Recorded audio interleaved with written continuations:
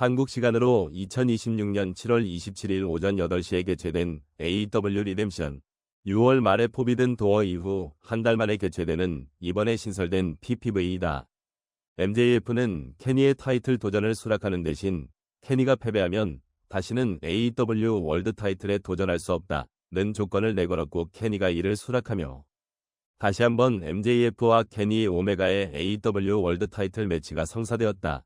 다만 원래대로라면 리뎀션의 메인 이벤트로 치루어졌어야 할 매치업이지만 MJF의 과신전 부상 때문인지 리뎀션으로부터 약 2주 전인 비치 브레이크 특집 다이너마이트에서 경기가 앞당겨 치루어지는 것으로 결정났고 그 외에도 비치 브레이크 특집쇼의 매치업으로 타케시타와 카일 플래처의 AEW 인터내셔널 챔피언십, 크리스 제리코와 토마소 치암파의 경기 등 사실상 리뎀션에서 치루어졌어야 할 굵직굵직한 매치업들이 앞당겨 치루어진 덕분에 리뎀션의 매치업이 다소 힘이 빠진 모양새가 되었는데 먼저 케니 오메가가 MJF로부터 타이틀샷을 보장받은 케빈 나이트의 요청으로 그를 상대로 타이틀을 방어하며 마침내 데스라이더스에서 정식으로 가입한 오스프레이가 존 목슬리와 팀을 이뤄 영벅스를 상대한다.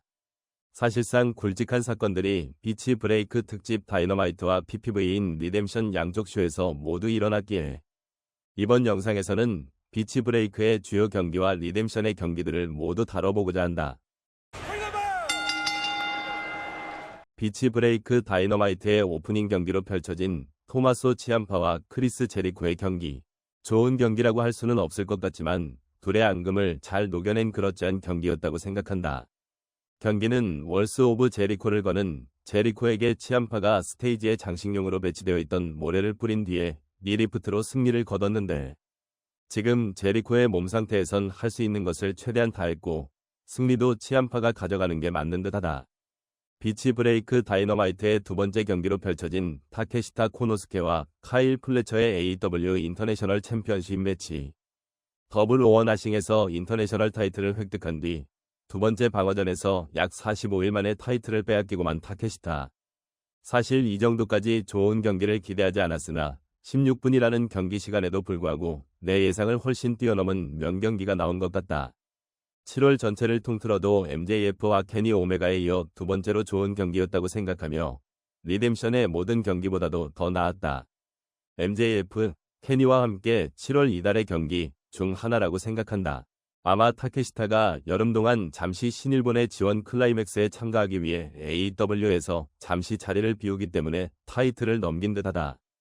여튼 이로써 TNT 챔피언 케빈 나이트, 내셔널 챔피언 마크 데이비스, 인터내셔널 챔피언 카일 플래처까지 3명이 챔피언을 보유하게 된 돈 칼리스 패밀리. 오카다와 플래처의 미묘한 신경전도 유지되고 있고 플래처와 케빈 나이트의 기싸움도 현재 진행형인 와중에 타케시타와도 아직 대립이 완전히 끝나지 않은 것 같으니 타케시타가 AEW에 돌아오는 시점인 8월 중순 이후 대립이 재개되어 올인해서 플래처 대 오카다 대 타케시타 간의 3자 간 인터내셔널 챔피언십이 펼쳐지지 않을까 싶다. 그리고 올인해서 다시 타케시타가 인터내셔널 타이틀을 획득하고 돈 칼리스 패밀리의 굴레에서 완전히 벗어나는 것이 이상적이지 않을까? 비치 브레이크 다이너마이트의 메인 이벤트로 펼쳐진 MJF와 케니 오메가의 AEW 월드 챔피언십 매치. 7월의 AEW에서 아마 가장 중요한 경기지 않았나 싶은데 충분히 그 기대치를 충족시킬 만한 명경기가 나오지 않았나 싶다. 지금까지는 올해 케니 오메가가 치른 경기들 중에서 제일 재밌었고 7월 달의 그 어떤 경기보다도 제일 훌륭했다고 생각한다. 개인적으로 그렇게 기량을 높이 평가하지 않았지만 올해 들어 폼이 확 좋아졌다고 느끼는 선수가 있는데 바로 MJF이다. 너무 전형적인 올드스쿨 악역 운영이라 살짝 불호에 가까웠는데 분명히 올해의 어느 지점에서 확실히 뭔가 조용하게 각성한 느낌이다. 지난 다비 알린과의 더블 오어나싱에서도 그렇고 이번 경기에서도 그렇지만 MJF가 더 경기를 끌어갔다는 느낌이 확실히 있다. 그리고 그걸 떠나서 그냥 MJF의 그동안의 커리어를 통틀어도 올해처럼 빡겜한 적이 없는 듯. 실제로 MJF의 경기수를 보면 2020년과 2023년에 26경기 뛴 게 제일 많이 뛴 경기수인데 올해 벌써 22경기를 뛰었으니 아마 연말에는 올해 그의 AEW 커리어 사상 제일 많은 경기를 뛴 한 해로 기억될 가능성이 높을 것 같은데 그런 의미에서 나에게 MJF는 AEW에서 가장 싫어하는 선수 중 하나였지만 점점 인식이 바뀌고 있다는 점에서 올해 AEW MVP 중 하나임은 분명하다. 케니한테 벨트샷 후에 케니가 킥아웃할 때 MJF 표정 때문에 웃겨 죽는 줄 알아내 키키키키키키키키. 어쨌든 예상대로 드디어 약 5년 만에 타이틀을 획득하게 된 케니. 그리고 바로 케니와 오스프레이의 대진 그래픽이 뜸으로써 드디어 이 둘의 대결이 오피셜로 선언되었다. 개인적으로 케니가 다시 타이틀을 획득할 거라고는 작년까지만 해도 꿈에도 생각하지 못하고 있었기 때문에 이번 그의 2타임 AEW 챔피언 등극이 너무 기쁠 따름이다. 오프닝 경기로 펼쳐진 코맨더와 잭 페리, 스피드볼 마이크 베일리, 더 비스트 모르토스, 닉 웨인, 엘 클론의 AEW 인터내셔널 챔피언십 넘버원 컨텐더 6맨 레더 매치. 주관적인 이번 PPV 최고의 경기. 레볼루션부터 리뎀션까지 2026년 총 5개의 PPV가 펼쳐질 동안 AEW PPV 오프닝은 태그팀 매치 또는 다자간 매치가 담당했는데 늘 그 쇼 최고의 경기에 근접하는 경기들이 탄생하는 느낌이다. 엘 클론, 코맨더, 닉 웨인, 비스트 모르토스 등 잭 페리와 마이크 베일리를 빼곤 좀처럼 주목받지 못하는 선수들 위주로 꾸려진 레더 매치였는데 대회 몇일 전 갑작스럽게 부킹된 매치라서 몰입까진 되지 않는다는 점이 아쉽긴 했지만 그럼에도 불구하고 이 쇼에서 가장 재밌는 경기였다고 생각한다. 다자간 레더 매치는 치트키일 수밖에 없지. 경기는 캐나다 출신인 마이크 베일리가 고국에서 승리를 거두고 카일 플래처의 인터내셔널 타이틀 도전권을 따냈다. 한 가지 짚고 넘어가야 할 점이 있다면 올인으로부터 한 달 전 PPV에서 갑작스럽게 레더 매치가 부킹되었다는 것은 올인에서는 유력했던 태그팀 타이틀 레더 매치가 펼쳐지지 않을 가능성이 더 높다는 뜻이겠지. 두 번째 경기로 펼쳐진 윌 오스프레이와 존 목슬리 대 영 벅스의 태그팀 매치. 스토리적인 측면에서 어떻게 될지 이번 리뎀션에서 가장 기대되는 경기 중 하나였던 이번 경기. 올인에서 태그팀 타이틀에 도전할 것이 유력한 영 벅스와 올인 메인 이벤트를 확정지은 오스프레이와 그가 속한 팀의 스테이블 리더의 맞대결이라. 개인적으로 가장 결과를 예측하기 어려운 경기 중 하나였다.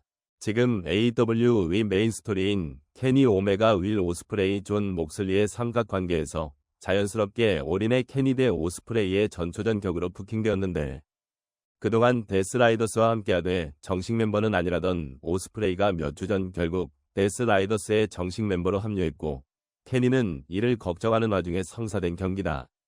자연스럽게 오스프레이의 행방에 포커스가 주목이 갈 수밖에 없었으며 경기 구성 자체가 목슬리와 오스프레이의 미묘한 관계가 중심이었다고 생각한다.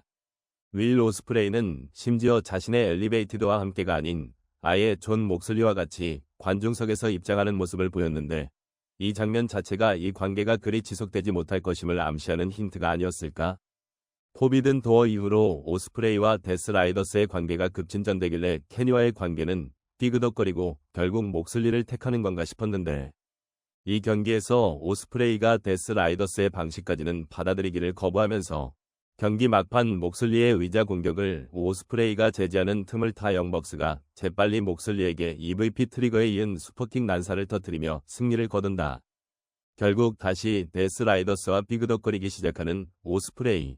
이제 이 삼각관계는 한치 앞을 알 수 없게 되었다. 세 번째 경기로 펼쳐진 카일 플래처와 반디도의 AEW 인터내셔널 챔피언십 매치. 이번 PPV에서 가장 긴 시간을 배정받은 경기. 승자가 쉽게 예측되어 뻔한 감이 있었지만 지난 포비든 도어에서 반디도가 너무 허무하게 소모된 것을 성토하는 팬들의 목소리를 의식한 것일까? 반디도가 패배하긴 했지만 그야말로 보여줄 것을 다 보여주고 패배한 느낌이라 확실히 지난 달의 목슬리와의 대결에서 허무하게 진 것과는 체감이 다르긴 했다.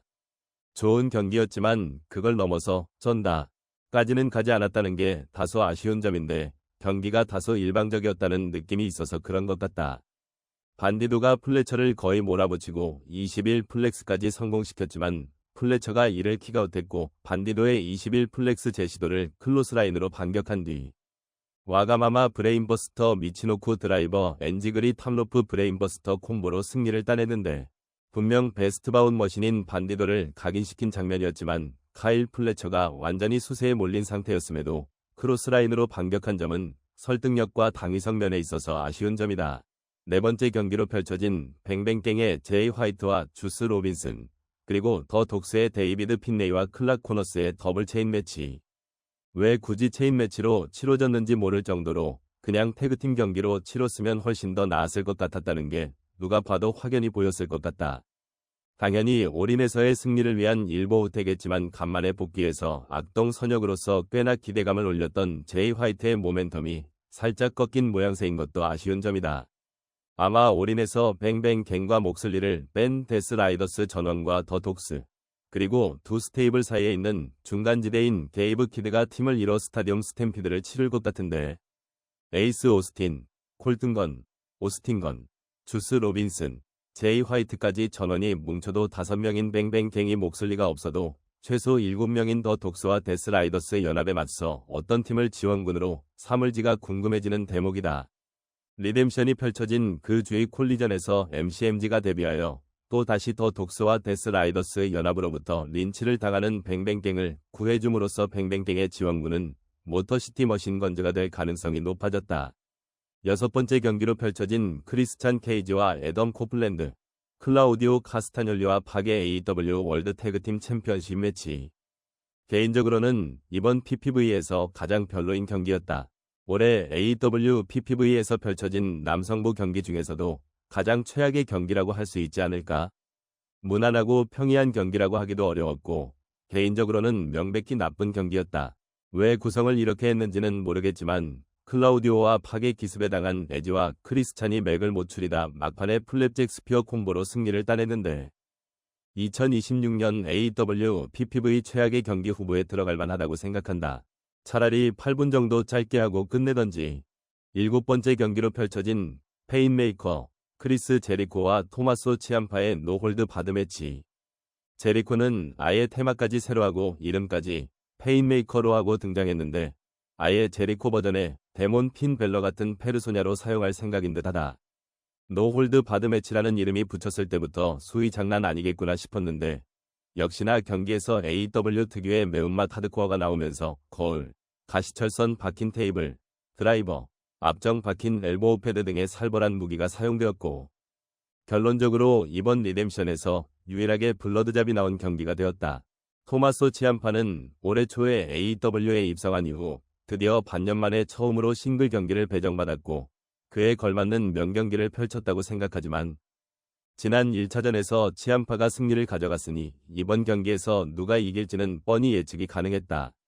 다만 마무리에서 제리코가 드릴로 치암파의 머리를 뚫고 치암파가 항복하는 모습이 연출되었는데 이 장면은 꽤나 호불호가 갈릴 듯하다.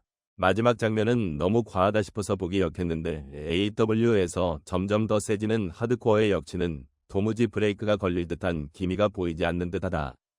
8번째 경기로 펼쳐진 마크 데이비스와 안드라데 엘 이돌로의 AEW 내셔널 챔피언십 매치. 아까의 태그팀 타이틀전과 마찬가지로 관중들의 반응이 가장 소강 상태일 때 치루어진 경기였다.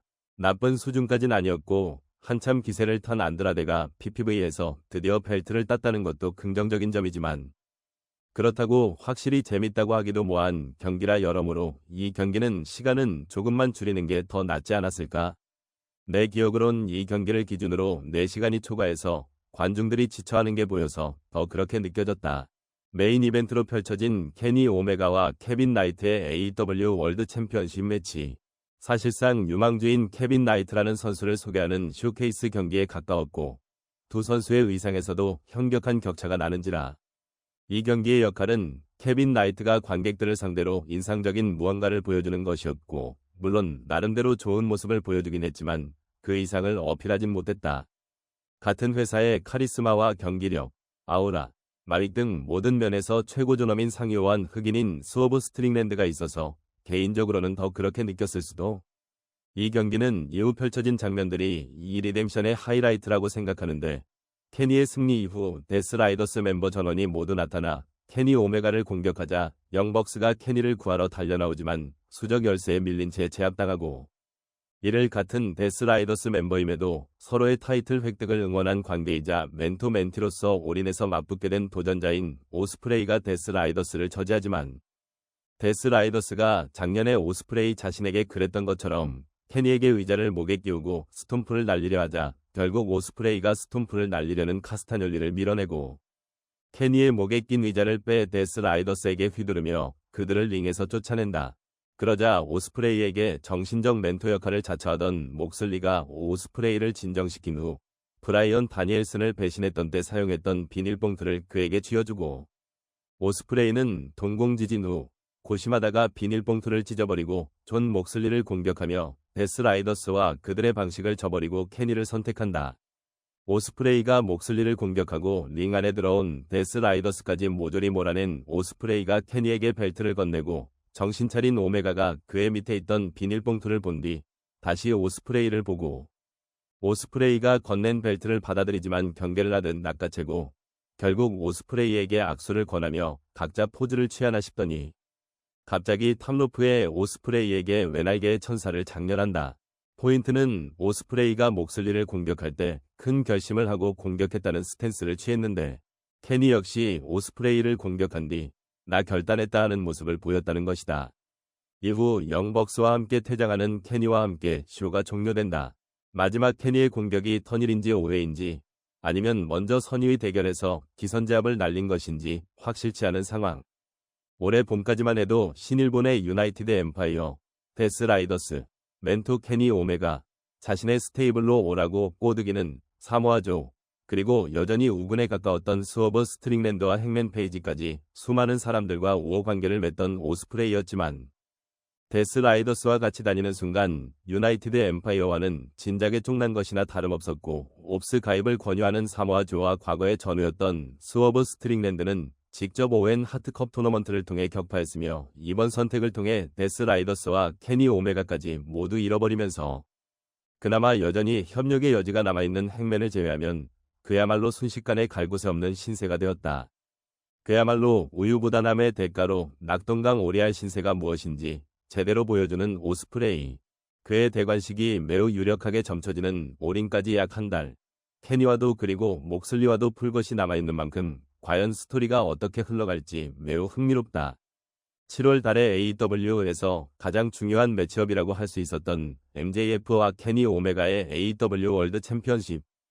본래 리뎀션의 메인 이벤트로 펼쳐질 예정이었으나 MJF의 과신전 부상으로 인해 비치 브레이크 특집 다이너마이트에서 앞당겨 펼쳐졌고 그 다음 중심축이었던 타케시타와 카일 플래처의 인터내셔널 챔피언십 역시 타케시타의 지원 출전 이슈로 인해 리뎀션이 아닌 비치 브레이크 특집 다이너마이트에서 펼쳐지며 7월 달에 스토리적인 측면에서나 경기적인 측면에서 가장 빅매치인 이 경기가 모두 PPV가 아닌 위클리쇼에서 펼쳐짐에 따라 자연스럽게 리뎀션 매치업은 다소 힘이 빠지며 올인전 한 템포 쉬어가는 느낌의 PPV가 되었다.